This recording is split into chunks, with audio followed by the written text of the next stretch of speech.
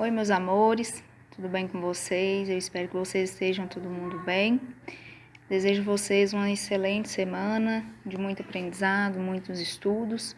E para a gente continuar, as nossas matérias, eu vou dando continuidade, com esse vídeo aula sobre o último slide que eu passei para vocês, que foi sobre as arritmias cardíacas, tá? O que seriam essas arritmias cardíacas, São alterações elétricas, que vão provocar modificações no ritmo das batidas do coração, tá? Então, são alterações, elétricas no ritmo normal do coração, Então, vai apresentar, alterações nesse ritmo da batida do coração. Nós temos alguns tipos, de arritmias. Temos a taquicardia, bradicardia e a fibrilação. Taquicardia é quando o coração ele bate de uma maneira mais rápida, bradicardia é quando ele é mais lento, abaixo do normal, E a fibrilação, o coração ele pulsa com irregularidade, Ele apresenta um descompasso nesses batimentos, sendo a sua pior, consequência a morte súbita cardíaca, tá? Que o paciente pode estar apresentando, quando se tem uma fibrilação, nesse coração, tá? Qual que é a gravidade dessas arritmias? Quando elas não são diagnosticadas, e tratadas de uma forma mais correta, elas podem provocar uma parada cardíaca, doenças no coração ou até mesmo uma morte súbita, que é no caso aí da fibrilação. As arritmias, elas podem ser benignas, mas podem apresentar também uma alta malignidade, Algumas elas podem causar falta de ar, dor no peito, desmaio e até mesmo, novamente aí, falando sobre a morte súbita. Então, vai depender muito, da gravidade, em que apresenta essa arritmia, para estar causando aí uma morte súbita no paciente. Normalmente, as arritmias cardíacas que ocorrem em quem já apresenta algum problema cardíaco, como infarto, cirurgias prévias, insuficiências cardíacas, são de maior risco a esses pacientes, tá? Então, pacientes que já apresentam alguma alteração, que não seja causado pela arritmia cardíaca, como aí deu um exemplo, insuficiência cardíaca, e o paciente ele vem apresentar a arritmia cardíaca, pode se agravar, conforme o paciente já tem como se diz, um agravante no seu histórico, tá? E os sintomas? Os sintomas mais comuns, são as palpitações ou as batedeiras, que os pacientes normalmente falam, Desmaio e tonturas também esses pacientes podem estar apresentando. Em outros casos, pode apresentar confusão mental, fraqueza, pressão baixa e a dor no peito.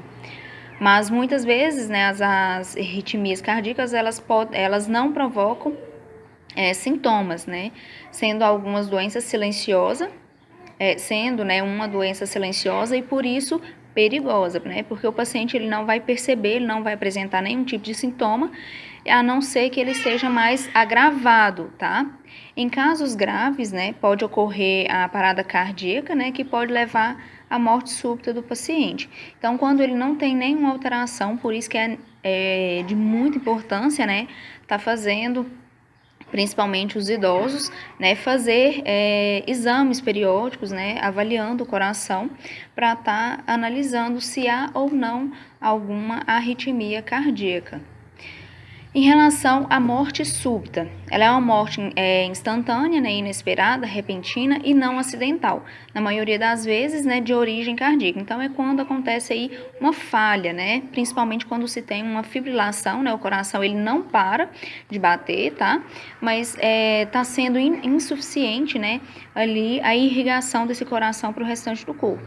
E com isso, acontece aí a morte súbita, tá? É uma instantânea, Não tem recuperação, é inesperada, é repentina e não precisa, de nenhum tipo de acidente para estar causando essa morte súbita, tá? A morte súbita, ela pode ser evitada? Ela não é inevitável, sendo reversível, em muitas vítimas, tá? Sem se tratada rapidamente, com um choque elétrico aplicado no peito.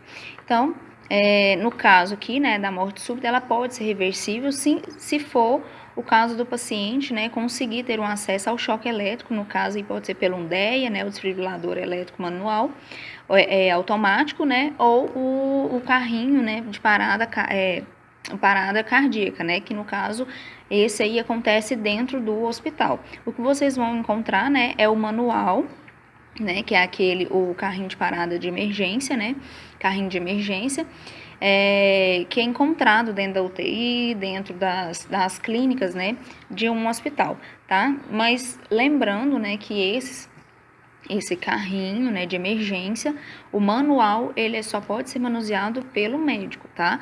Agora o DEA, né, que ele é automático, pode ser usado, né, por pessoas, né, mesmo que sejam leigas, não tenha, né, nenhum tipo de estudo, né, superior, mas que seja capacitado a usar esse equipamento, tá? Sujeitas às arritmias cardíacas e à morte súbita. Qualquer pessoa, tá? Então, qualquer pessoa pode ser estar sujeito a desenvolver uma arritmia cardíaca e até mesmo a morte súbita, tá? Independentemente da faixa etária e sexo. No entanto, a maioria das ocorrências está entre as pessoas que possuem, né, já alguma doença cardíaca ou já sofreram parada cardíaca, né, e as pessoas que têm histórico de doenças da família, por exemplo, né, nos pais, nos irmãos. Nesse caso aqui já seria, né, uma arritmia hereditária. As arritmias, né, cardíacas, elas podem acometer pessoas, né, de qualquer faixa etária, até mesmo os recém-nascidos, quando já nascem, né, com alguma alteração cardíaca, tá? Segundo os dados, né, a maioria das vítimas de morte súbita, elas se encontram na idade mais produtiva, tá? Então, são pessoas que estão ali ativamente, né, trabalhando, tendo filhos, né, porém, eles podem estar apresentando, né, alguma alteração e pode sofrer o mal, né, da morte súbita, né, porque devido ao alto estresse, a má alimentação, né, o uso de cigarro, muito sal, né, a má alimentação, né, os hábitos de vida dessa pessoa que vai estar ali decretando, né, literalmente o que vai acontecer com esse paciente, com essa pessoa, né. Se ele tem maus hábitos, ele, né, corre o risco, ele tem um maior risco de desenvolver essa morte súbita.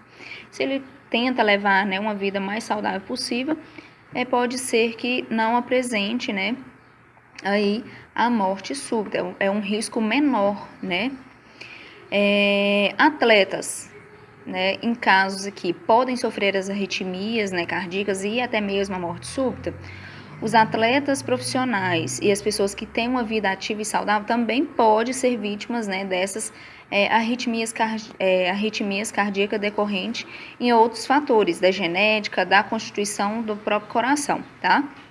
Então, não é que a pessoa ela é completamente saudável, né, que tem uma boa alimentação, que ela está livre, né, das arritmias e até mesmo da morte súbita, tá? Mas o que vai definir, né, nessa questão aí é a questão da genética, que é uma coisa não modificável, né, que a gente não consegue modificar, e também a constituição própria do coração, né? Então, às vezes o paciente já vem alguma deficiência no próprio coração. Esse paciente pode apresentar arritmia e até mesmo apresentar uma morte súbita, tá? Mas se ele não tem nada genético, não tem nada, né, alterado no coração, é claro que o que vai definir é o hábito de vida que esse paciente está levando, tá?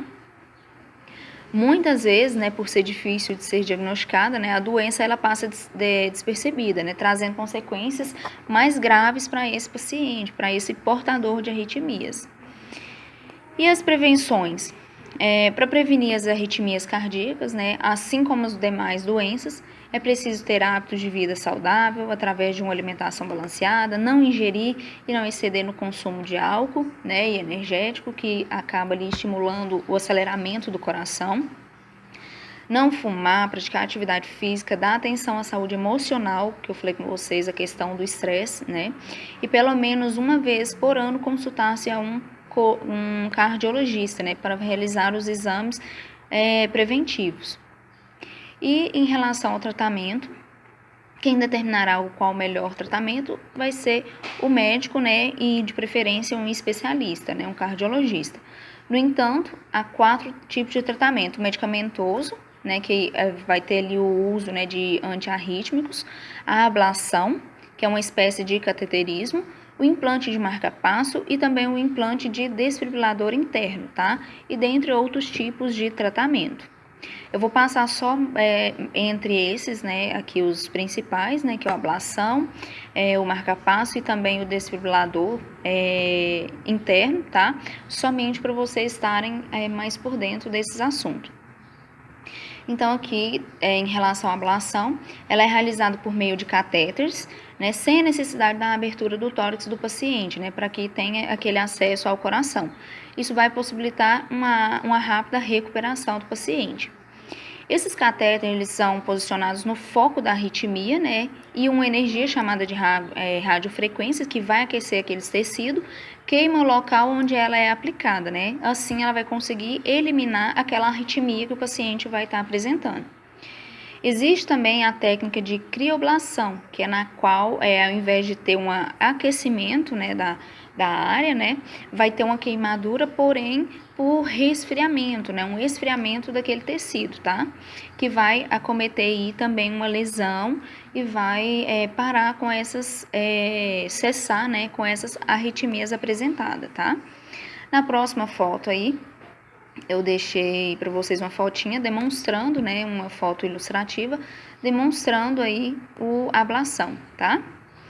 O marca-passo é um dispositivo implantável, né, que é utilizado para aumentar a frequência cardíaca nas doenças que reduzem, né, as propriedades elétricas do coração. Então, o marca-passo ele é composto por um gerador, né, e eletrodos, que são fios metálicos revestidos por uma fina camada de silicone, né, conectado ao gerador, e eles vão conduzir a eletricidade até o coração, tá? Então, esse marca-passo, ele vai exercer a mesma função, né, que é lá do nó sinusal. O nó sinusal é onde vai disparar, né, todos os ritmos cardíacos para esse coração bater de uma forma correta. Quando se tem alguma alteração, né, e tem a presença dessas arritmias, dependendo do caso, vai ter a indicação, né, do uso do marca-passo, que vai funcionar como se fosse esse nó sinusal, tá? Através dele vai ter o disparo, né, dos impulsos, né, para as fibras do coração, para fazer a contração desse coração, tá? O impulso da eletricidade para esse coração conseguir, né, contrair e relaxar, tá? Aqui também eu coloquei para vocês uma foto, né, onde tem representando aí esse marca-passo. Aqui agora, o cardioversor, né, desfibrilador implantável. Ele é um aparelho que tem por finalidade converter todos os episódios, né, de fibrilação ventricular ou até mesmo, né, uma taquicardia ventricular, tá?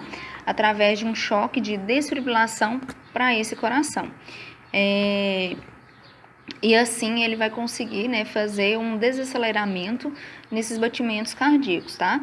Então, quando a pessoa apresenta, né, uma fibrilação ventricular ou uma taquicardia, né, ventricular, esse desfibrilador implantável, ele vai exercer como se fosse a função do desfibrilador automático, do DEA, tá?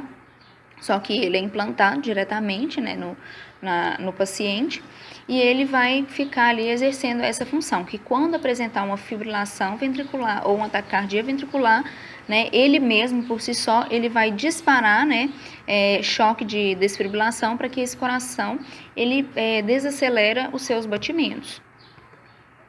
Aqui eu deixei para vocês uma outra fotinha onde também representa, ele parece, né, o marca-passo, porém a sua função é diferente. O marca-passo ele vai sempre estar gerando ali os impulsos, né, quando há alteração do nó sinusal, tá? Agora esse desfibrilador é quando apresenta um ataque cardíaco, né, ventricular ou uma fibrilação ventricular, tá?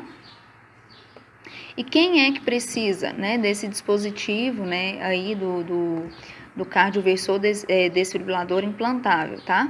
Pacientes considerados de alto risco para a ocorrência de arritmias fatais, indivíduos com comprometimento, né, importante da função do coração, ou pessoas com arritmias hereditárias graves, potencialmente letais, geralmente que precisam implantar, né, esse cardioversor desfibrilador, tá? Aqui eu deixei algumas questões para vocês estarem tentando aí fazer, né, tentando aprofundar um pouquinho, rever quais são aí os assuntos que a gente acabou vendo por aqui, tá? E qualquer dúvida que vocês tiverem, podem estar em contato comigo, eu vou estar à disposição de vocês, tá bom? Um beijo, ficam com Deus e até a próxima aula. Tchau, tchau!